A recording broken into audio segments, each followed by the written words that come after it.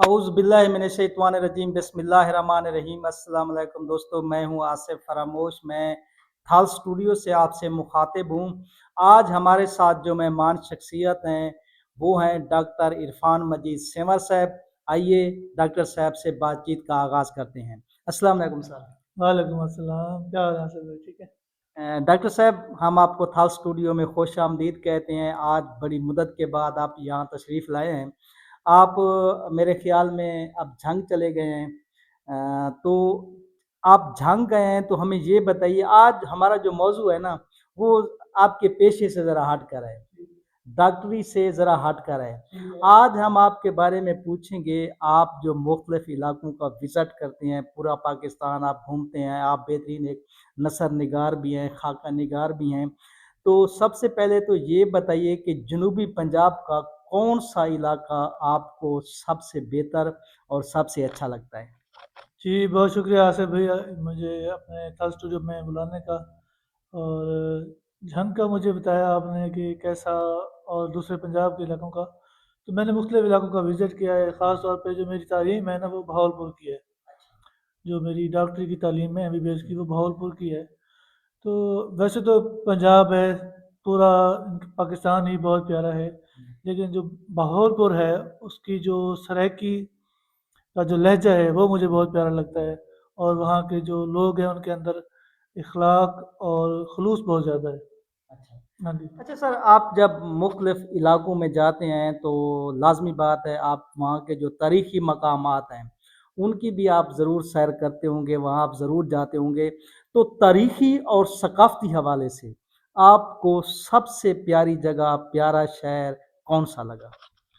ویسے تو ابھی ریسنٹلی دسمبر کے اندر میں کراچی کے اندر گیا تھا، تو وہاں پہ میں نے مختلف پوائنٹس دیکھے ہیں، جس میں مزار قید ہے، تو وہ مجھے بہت زیادہ، اس میں مختلف قسم کے جو تاریخ کے حوالے سے ساری چیزیں تھیں، ایک جنگ آزادی اور اس کے بعد کی جو سٹرگل ہے، وہ سارا جب بندہ اس میں داخل ہوتا ہے نا تو وہ ساری چیزیں آپ کی آنکھوں کے سامنے ہوتی ہیں کہ یہ کس طرح ہمارے آباء و اجداد نے سٹرگل کی ہماری آزادی کے لیے۔ تو وہ میرے لیے ایک بہت ہی شاندار تجربہ تھا، تو قائد اعظم کے مزار کے اوپر جا کے مجھے زیادہ بہت اچھا لگا۔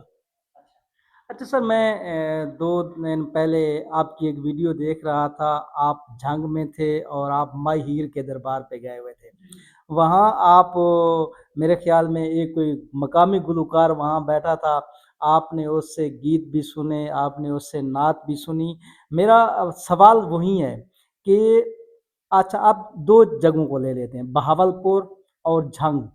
بہاولپور کی آپ نے پہلے بات کی کہ بہاولپور کا جو لہجہ ہے، جو سرائکی ہے، اس میں مٹھاس بہت ہے، وہ آپ کو بہت اچھی لگتی ہے۔ اچھا، یہ بہاولپور اور جھنگ کی اگر ہم تاریخ دیکھیں تو ان کی صدیوں پرانی تاریخ ہے، ایک بہترین تہذیب و تمدن اور ورثے کے مالک ہیں یہ دونوں علاقے۔ آپ کو تاریخی مقامات ان دونوں میں سے کس کے اچھے لگے، کس ہے؟ جی آصف بھائی، دونوں شہر میرے دل کے بہت قریب ہیں، کیونکہ بہاولپور کے اندر میں نے تقریباً 6 سے 7 سال گزارے ہیں۔ وہاں پہ مختلف قسم کے تاریخی مقامات ہیں، جس میں نور محل ہے، قلعہ زراور ہے، اور اس کے علاوہ لال سوارا پارک ہے، دربار محل ہے، اس کے علاوہ مختلف قسم کی یونیورسٹیز ہیں، قائد اعظم میڈیکل کالج ہے، تو وہ بھی میرے دل کے قریب ہے۔ اور ابھی ریسنٹلی میں نے جھنگ جوائن کیا ہے کارڈیک کیتھ لیب کے اندر، تو اور وہ بھی جھنگ شروع میں تو مجھے اتنی چیزیں اچھی نہیں لگ رہی تھی، سمجھ نہیں آ رہی تھی، لیکن آہستہ آہستہ جیسے وقت گزرتا جا رہا ہے، لوگوں سے مل رہے ہیں، تو جھنگ بھی پسند آ رہا ہے۔ اور ابھی ریسنٹلی میں نے وہاں پہ ایک ہیر رانجھا کا مزار ہے، اس کو بھی وزٹ کیا ہے، جس کا آپ ذکر کر رہے تھے۔ تو وہاں جا کے مجھے ایک ایسے لگتا ہے کہ آپ کسی پرانے زمانے میں چلے جاتے ہیں، اور وہ تقریباً وہ جو مزار ہے 600 سال پرانا مزار ہے۔ ہاں جی۔ اور وہاں پہ جو میں نے قوالی سنی، وہ لوگ گلوکار تھے، ان کا نام تھا باغ علی، انہوں نے نعتیہ کلام بھی سنایا اور قوالی بھی سنائی، بہت اچھا لگا۔ اور وہاں پہ آپ جا کے ایک محبت، خلوص اور ایک پیار بھری کہانی کے اندر خود کھو جاتے ہیں، وہ ایک ایسی جگہ ہے ماشاءاللہ۔ اچھا سر، مائی ہیر کا جو دربار ہے، میں لاہور جاتے ہوئے جھنگ سے کئی بار گزرا ہوں، لیکن میں کبھی مائی ہیر کے جو دربار ہے وہاں نہیں گیا۔ ان کے بارے میں سنا ہے، ان کے دربار کے بارے میں بھی کہ اس کی چھت نہیں ہے، اور دوسرا یہ سنا ہے کہ وہاں جو دل والے ہوتے ہیں جنہیں عاشق کہتے ہیں، وہاں وہ جاتے ہیں تو وہ دیوار پہ نام لکھتے ہیں اپنے محبوب کا، اور وہ وہاں جو بھی منت مانتے ہیں اس حوالے سے تو ان کی پوری ہوتی ہے۔ کیا اس بات میں کوئی حقیقت ہے؟ آپ تو وہاں گئے ہیں۔ جی آصف بھائی، آپ نے دو باتیں کے اوپر زیادہ فوکس کیا ہے۔ ایک تو یہ دربار کے اوپر چھت نہیں ہے، جی بالکل یہ بات بالکل سچ ہے۔ میں نے ابھی ریسنٹلی ویڈیو بھی ڈالی ہے، میں خود بھی دیکھ کے آیا ہوں کہ وہ اوپر چھت نہیں ہے، اور وہاں پہ مقامی لوگوں سے جب میں نے پوچھا کہ اس کی چھت کیوں نہیں ہے، وہ کہتے ہیں کہ جب چھت ڈالنے کی کوشش کرتے ہیں تو وہ گر جاتی ہے۔ اور ایک اور اس سے انٹرسٹنگ بات جو میں نے وہاں سنی، کو کہتے ہیں کہ جب بھی بارش کا پانی آتا ہے، بارش ہوتی ہے تو اس کے اندر دربار کے اندر پانی نہیں آتا چھت سے۔ اچھا، چھت بھی نہیں ہے اور بارش کا پانی بھی دربار کے اندر نہیں آتا؟ جی بالکل ایسے ہی ہے۔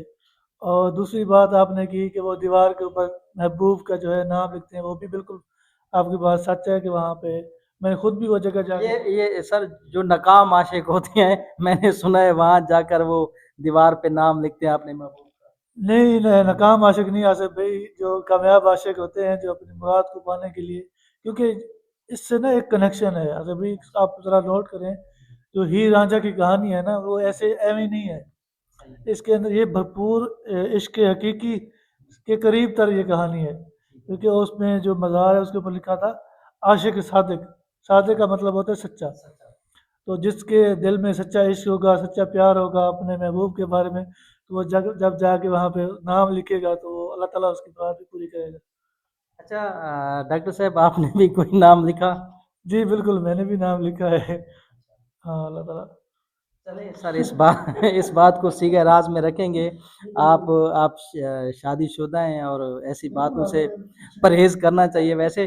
اچھا ڈاکٹر صاحب، آپ ایک ڈاکٹر ہیں، میں نے بہت کم دیکھا ہے، ہمارا بھی آنا جانا ہوتا ہے مختلف تقریبات میں، مختلف علاقوں میں، تو ایک جو ڈاکٹر ہوتا ہے نا اس کے پاس ایک تو وقت بہت کم ہوتا ہے۔ آج کل تو یہ ہوتا ہے کہ ایک ڈاکٹر کی اگر سرکاری ہسپتال میں نوکری ہے، پھر وہ پرائیویٹ ایک دو چار ہسپتالوں میں آتا ہے، کلینکس پہ آتا ہے، تو آپ ایک تو یہ وقت کیسے نکال لیتے ہیں، اور دوسرا ایک ڈاکٹر ہو کر آپ کو فنون لطیفہ سے، آپ کو ادب سے، آپ کو تاریخ سے اتنا شوق کیوں ہے، آپ کو دلچسپی کیوں ہے؟ جی آصف بھائی بہت بہت شکریہ آپ کا۔ اس میں نا مختلف قسم کی جو شخصیات ہیں ان کا کردار ہے۔ ایک تو ہمارے میٹرک کے کلاس فیلو اپنا سوری استاد صاحب ہیں، ماسٹر صادق صاحب، وہ اکثر ہمیں اردو پڑھاتے تھے، اور ان کے جو شعر بھی سناتے تھے، اور شعر کے مختلف انداز میں وہ تشریح کرتے تھے، ان سے میں انسپائر ہو کے جو ہے یہ شعر و شاعری کی طرف اور ادب کی طرف آیا ہوں۔ اور دوسرا ہمارے اپنے علاقے کی ایک مشہور شخصیت ہیں، کسی تعارف کے محتاج نہیں، جناب آصف فرموش صاحب، ان کی شعر و شاعری کو دیکھ کے بھی مجھے اچھا لگتا ہے کہ جب آپ اپنی غزلیں لکھتے ہیں یا کوئی نثر لکھتے ہیں تو میرا بھی دل کرتا ہے کہ یار میں بھی لکھوں، تو بس یہ ہلکی سی کوشش ہوتی ہے، اور اس سے نا میرے دل کو سکون ملتا ہے۔ اور میں اکثر نہ نکل جاتا ہوں ایسے عام سے علاقے میں، عام سے کپڑے پہن کے، اور وہاں جا کے میں محسوس کرتا ہوں لوگوں کے جو ہے نا جذبات۔ وہاں پہ اکثر چائے کے ڈھابے پہ آپ چلے جائیں، آپ ذکر کرتے ہیں کسی ڈاکٹر کا، تو لوگوں کی وہ میں رائے جانتا ہوں کہ یہ ڈاکٹر کے بارے میں کیا رائے رکھتے ہیں، تو اسی طرح کسی دوسرے انسان کے بارے میں۔ تو میرا یہ ماننا ہے کہ آپ جب تک آپ لوگوں میں گھل مل نہیں جائیں گے، ان کی تکلیف کو آپ سمجھ نہیں سکتے اور اس کو محسوس نہیں کر سکتے، جب آپ محسوس نہیں کر سکیں گے تو ظاہر سی بات ہے آپ ان کا وہ حل بھی نہیں تلاش کر سکتے۔ ڈاکٹر صاحب بہت شکریہ، آپ سے گفتگو کر کے ہمیشہ بہت اچھا لگتا ہے، اور بہت سی نئی باتیں، نئی معلومات ہمیں سننے کو ملتی ہیں۔ ہم آپ کو ایک بار پھر ضرور زحمت دیں گے، اور آپ کے جو تجربات ہیں، آپ کے جو خیالات ہیں، مختلف علاقوں میں جا کر آپ نے جو کچھ دیکھا اس پہ ہم آپ کا تفصیلی انٹرویو کریں گے، اور یہ وقت آپ ہمیں ضرور دیں گے۔ جی ناظرین، آپ ڈاکٹر عرفان مجید سیواں صاحب کی گفتگو سماعت فرما رہے تھے۔